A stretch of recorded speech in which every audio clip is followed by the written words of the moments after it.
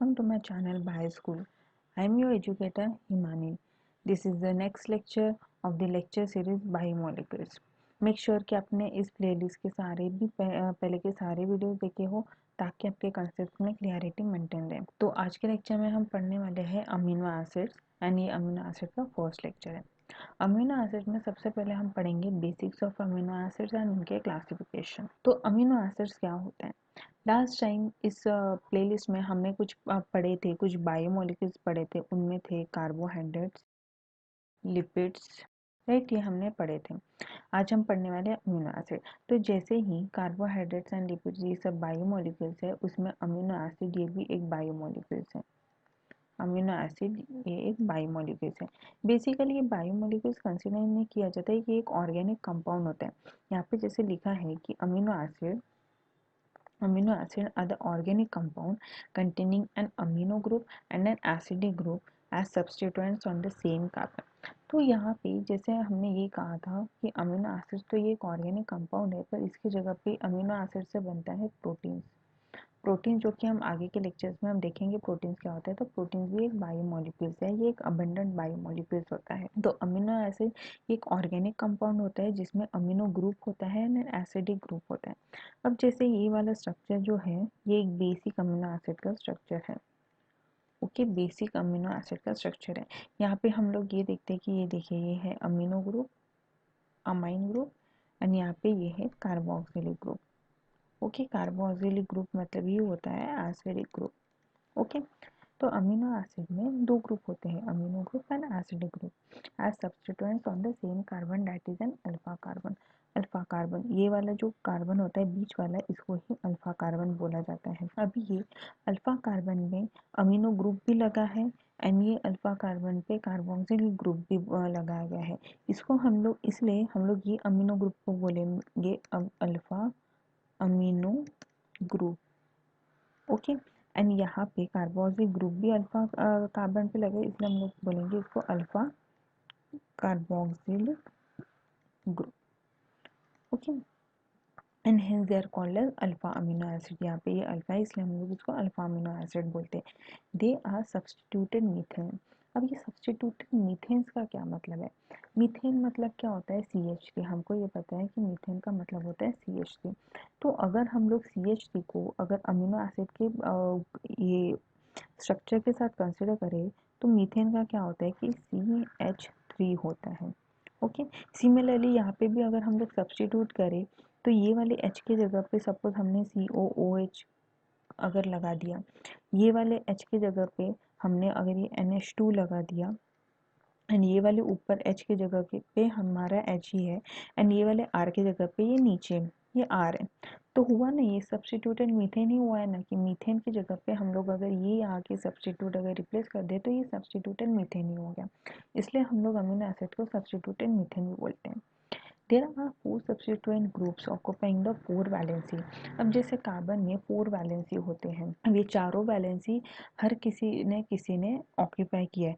जैसे ये वाले वैलेंसी पे हाइड्रोजन आया है, ये वाले वैलेंसी पे हमारा कार्बोक्सिलिक ग्रुप आया है, ये वाले वैलेंसी पे NH3 आया है जो कि अमाइन ग्रुप होता है एंड ये वाले वैलेंसी पे एक वेरिएबल ग्रुप होता है जो कि R होता है। अब होता क्या है कि जैसे अमीनो एसिड का जैसे मैंने बोला ये COOH एंड ये NH2, ये तो बैकबोन होता है। ओके, ये वाला अमीनो एसिड जो है वो तो बैकबोन होता है, पर ये वाला जो है R वाला वो वैरी करता है। मतलब जितने भी अमीनो एसिड है उसमें ये बैकबोन कॉमन रहेगा क्योंकि ये बैकबोन ही बोला जाता है। ओके, बैकबोन मतलब ये कॉमन चीज़ है कि जो वेरिएबल ग्रुप, वेरिएबल मतलब जो वैरी करता है अकॉर्डिंगली, जो भी अमीनो एसिड है उसका अकॉर्डिंगली ये वैरी करता है, इसलिए जो R है इसको वेरिएबल ग्रुप बोला जाता है। तो ये वाला ग्रुप जो होता है वो वैरी करता है, फिर ये जो बाकी का जो स्ट्रक्चर है वो सारे अमीनो एसिड में सेम होता है। Based on the nature of the R group there are many amino acid and यही R ग्रुप कौन सा R ग्रुप है उसके बेसिस पर ही अमीनो एसिड को क्लासिफाई किया जाता है या फिर उसको नेम किया जाता है। तो जनरली 20 एक कॉमन टाइप्स के अमीनो एसिड होते हैं। हमको अभी नेचर में 20 कॉमन टाइप्स के अमीनो एसिड होते हैं एंड ये जो 20 अमीनो एसिड जो होते हैं वो प्रोटीन सिंथेसिस में पार्ट लेते हैं, प्रोटीन सिंथेसिस में पार्ट लेते हैं। पर ऐसे देखा जाए तो more than 300 amino acid nature में एग्जिस्ट करते हैं। अब इतने सारे अमीनो एसिड्स होने के बाद भी सिर्फ 20 ही अमीनो एसिड जो है वो प्रोटीन में पार्टिसिपेट करते हैं, बाकी जो है वो बाकी कुछ साइकिल्स में या फिर किसी और चीज़ में पाया जाता है। ओके, फॉर एग्जांपल जैसे मैंने यहाँ पे बोला था कि 20 अमीनो एसिड प्रोटीन सिंथेसिस में पार्टिसिपेट करता है, पर अदर कौन से हैं होते हैं, अदर अमीनो एसिड होते हैं सिट्रोलिन, हाइड्रोक्सीप्रोलिन, ये कुछ अमीनो एसिड है जो प्रोटीन सिंथेसिस में पार्ट नहीं लेते, ये किसी और चीज़ में इंक्लूड होते हैं। अभी जैसे यहाँ पे बोला गया है कि all amino acid found in the proteins R L amino acids. सारे जो प्रोटीन्स है, जैसे मैंने बोला था कि प्रोटीन्स जो है वो अमीनो एसिड से बनता है, तो ये जो भी अमीनो एसिड्स जो है वो एल अमीनो एसिड है। अब ये एल अमीनो एसिड क्या है वो मैं आगे बताऊंगी, बट ये जो सारे अमीनो एसिड जो होते हैं वो एल अमीनो एसिड होते हैं। बट कुछ कुछ एंटीबायोटिक्स में बैक्टीरियल सेल वॉल में एंड प्लांट्स में डी अमीनो एसिड भी पाया जाता है। एंड ये प्रोटीन में एल अमीनो एसिड ही क्यों होता है, इसके पीछे भी एक रीज़न है, वो रीज़न हम लोग बाद में डिस्कस करेंगे, पर हमको फिलहाल यही याद में रखना है कि प्रोटीन्स में एल अमीनो एसिड पाए जाते हैं। कॉन्फ़िगरेशन, अभी कॉन्फ़िगरेशन मतलब क्या चीज़ होती है? कॉन्फ़िगरेशन मतलब दो टाइप के होते हैं, अमीनो एसिड जैसे दो टाइप के होते हैं, जैसे हमने जस्ट डिस्कस किया कि एल अमीनो एसिड्स होते हैं, डी अमीनो एसिड्स होते हैं, तो ये जो डी एंड एल क्या होते हैं, ये कॉन्फ़िगरेशंस होते हैं। कॉन्फ़िगरेशन कौन से टाइप के होते हैं, डी टाइप के होते हैं एंड ये एल टाइप के होते हैं। बेसिक अमीनो एसिड्स का स्ट्रक्चर है, हमने ये देखा, ये बेसिक अमीनो एसिड का स्ट्रक्चर है। तो यहाँ पे जब ये अमीनो ग्रुप एंड कॉन्फ़िगरेशन किसके बेसिस पे किया जाता है, अमीनो ग्रुप के बेसिस पे, ये जो यहाँ पे अमीनो ग्रुप है उसके बेसिस पे कॉन्फ़िगरेशन को किया जाता है। तो जब ये NH2 राइट साइड में होता है, जैसे ये हमारा राइट साइड है, ये हमारा राइट साइड है एंड ये हमारा लेफ्ट साइड है, ये हमारा राइट साइड है एंड ये हमारा लेफ्ट साइड है। ओके, तो जब भी ये NH2 का ग्रुप, हमें ये याद रखना है कि अमीनो एसिड के बेसिस, अमीनो ग्रुप के बेसिस पे हम लोग जज करते हैं। तो जब भी ये अमीनो ग्रुप राइट साइड में होता है तब हम लोग कहते हैं इसको डी अमीनो एसिड। ये याद रखना है कि जब ये राइट साइड में होता है तब ये डी होता है, एंड जब भी ये NH2 लेफ्ट साइड में होता है इसको हम लोग एल अमीनो एसिड कहते हैं। तो हम लोग इसको ऐसे याद रखते हैं कि जब ये लेफ्ट साइड में होता है, लेफ्ट साइड में जब होता है तब ये एल होता है, मतलब L and L for left, and बाकी का दूसरा जो है वो डी है जो राइट साइड में होगा। ओके, तो यहाँ पे लिखा है कि अमीनो एसिड कॉन्फ़िगरेशन दो टाइप के होते हैं, डी एंड एल।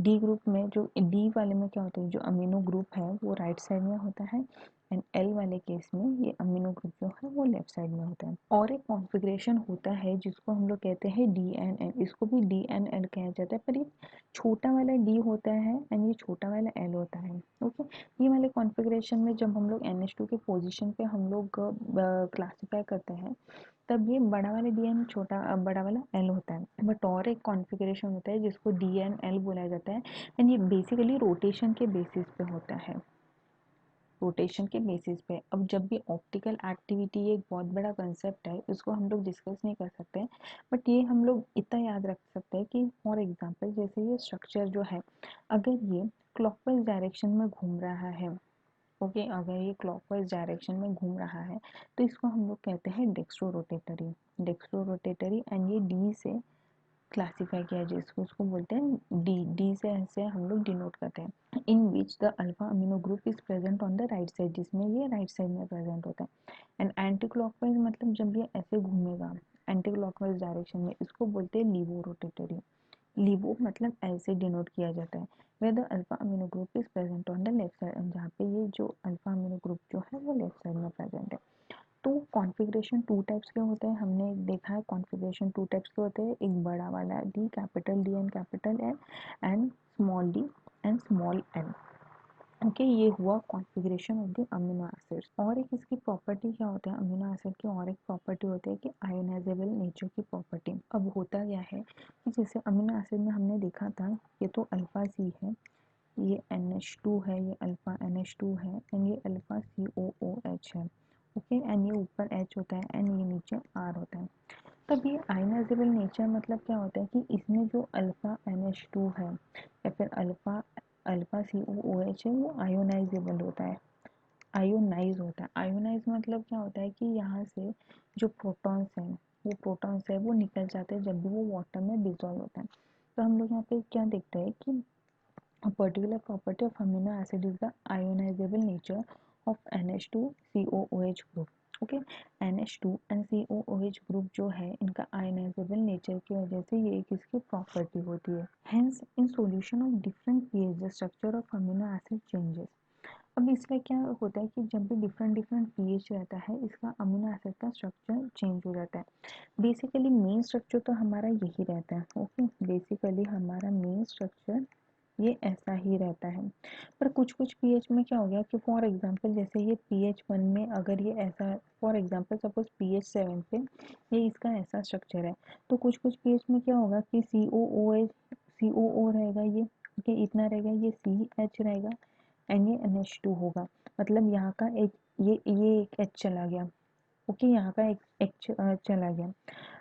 फिर दूसरे पीएच में क्या होगा कि फॉर एग्जांपल जैसे COOH है, C है, ये H है एंड यहाँ पे NH2 है, तो इस यहाँ पे NH3 आएगा. फॉर एग्जांपल जैसे ये पीएच बी है, ये पीएच बी पे ऐसा है, ये पीएच ए पे ऐसा है एंड ये पीएच एक्स पे ऐसा है. तो जैसा जैसा पीएच हम लोग चेंज करेंगे वैसे वैसे अमीनो एसिड का स्ट्रक्चर भी चेंज होगा. तो यहाँ पे यही लिखा है कि hence in solution of different pH, different different pH पे क्या होगा कि structure of amino acid change हो जाएगा. और एक ऐसा पीएच आता है कि जहाँ पे अमीनो एसिड का जो नेट चार्ज जो होता है वो जीरो होता है. उसको हम लोग कहते हैं आइसो इलेक्ट्रिक पॉइंट एंड और एस विटर आयन हम लोग कहते हैं. अभी हमने ये देखा था कि अलग अलग पीएच पे structure of amino acid change होता है, पर एक पर्टिकुलर पीएच ऐसा आता है कि जहाँ पे अमीनो एसिड का नेट चार्ज जीरो हो जाता है. फॉर एग्जांपल जैसे ये पीएच जेड लेते हैं, पीएच जेड. अब पीएच जेड में क्या होगा कि नेट चार्ज जीरो होगा. किसका? अमीनो एसिड का नेट चार्ज जीरो होगा. अब ये नेट चार्ज जीरो कैसे होगा मैं आपको बताती हूँ. अब यहाँ पे हम लोग देखते हैं कि COO पे एक माइनस चार्ज है एंड NH3 पे एक प्लस चार्ज है. तो क्या होगा कि ये चार्ज ये क्या चार्ज कैंसिल हो जाएगा. ओके, प्लस माइनस कैंसिल होते हैं राइट, तो ये कैंसिल हो जाएंगे. तो यहाँ पे अभी नेट चार्ज कितना है? अभी नेट चार्ज जीरो है. ओके, तो अब ये जो अमीनो एसिड है जिसपे नेट चार्ज जीरो रहता है उसको हम लोग कहते हैं ज्विटर आयन फॉर्म. इसको हम लोग ज्विटर आयन फॉर्म. अब ये केस में हम लोग देखते हैं कि यहाँ पे चार्ज +1 है, क्योंकि यहाँ पे देखिए ये प्लस का ही साइन है, यहाँ पे कोई माइनस का साइन नहीं है. इस वाले केस में -1 का है, इस वाले केस में -1 का है. तो इसको हम लोग कहते हैं अनायन है, इसको बोलते हैं कटायन. अब ये तो हमको याद नहीं रखता है, पर हमको इतना याद में रखना है कि जिस भी नेट चार्ज पे अमीनो एसिड जीरो होगा उसको हम लोग कहते हैं आइसो इलेक्ट्रिक पॉइंट एंड वो जो आयन है इसको कहते हैं ज्विटर आयन. अभी amino acid are classified as follow. अभी अमीनो एसिड को बहुत सारी चीज़ों में क्लासिफाई किया जाता है. ओके, उसको क्लासिफाई करने के बहुत सारे तरीके होते हैं, बट यहाँ पे सिंपलेस्ट वे में मैंने क्लासिफाई किया है अमीनो एसिड को. अब जैसे हमने पहले डिस्कस किया था कि अमीनो एसिड 20 मेन टाइप्स के होते हैं जिससे प्रोटीन सिंथेसिस होते हैं. ओके, तो हमको सिर्फ 20 अमीनो एसिड्स ही लर्न करने हैं. बाकी के जो मोर देन 300 है उनका वो कुछ कुछ कंसेप्ट में आएंगे एंड वो उसके हिसाब से ही हमको याद में रखना है. पर ये 20 अमीनो एसिड हमको लर्न करना है. ये 20 अमीनो एसिड्स कौन से हैं ये अभी हम लोग देखते हैं. फर्स्ट है एलिफैटिक. एलिफैटिक मतलब कोई भी सीधा साधा chain, straight chain. Okay, straight chain. अब स्ट्रेट चेन में कौन सा होता है? Glycine, alanine, valine, leucine, isoleucine, proline. Okay, ये एलिफैटिक में आता है. अभी हाइड्रोक्सी एलिफैटिक मतलब क्या होगा? अब एलिफैटिक मतलब तो स्ट्रेट चेन हो गया. अब हाइड्रोक्सी मतलब क्या होगा कि इसमें OH ग्रुप लग जाएगा, एक OH ग्रुप अलग जाएगा, इसलिए हम लोग इसको कहते हैं हाइड्रोक्सी एलिफैटिक एंड इसके एग्जाम्पल है सेरीन, थ्रियोनिन. ओके, नेक्स्ट है अरोमेटिक. अभी अरोमेटिक तो हमको पता है कि ऐसे साइक्लिक चेंज होता है. ओके, ये ऐसे साइक्लिक चेन होता है. तो फिनाइलएलानिन, टायरोसिन, ट्रिप्टोफैन ये सब एरोमेटिक अमीनो एसिड्स होते हैं. Basic amino acid. Basic amino acid में कौन सा आएगा? Lysine, arginine, histidine. एसिडिक में आएगा glutamic acid, aspartic acid. Acid से ही पता चलता है कि एसिडिक ग्रुप में आ जाएगा.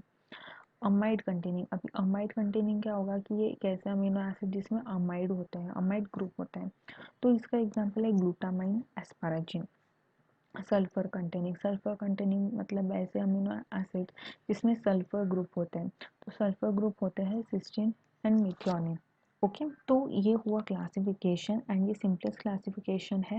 एंड ये 20 अमीनो एसिड बहुत ज़्यादा इंपॉर्टेंट है क्योंकि ये हमको लर्न चाहिए, ये एग्जाम्स में आ सकते हैं। ओके, तो आई होप कि आपको आज का लेक्चर पसंद आया होगा एंड आज का लेक्चर आपको समझ में आया होगा।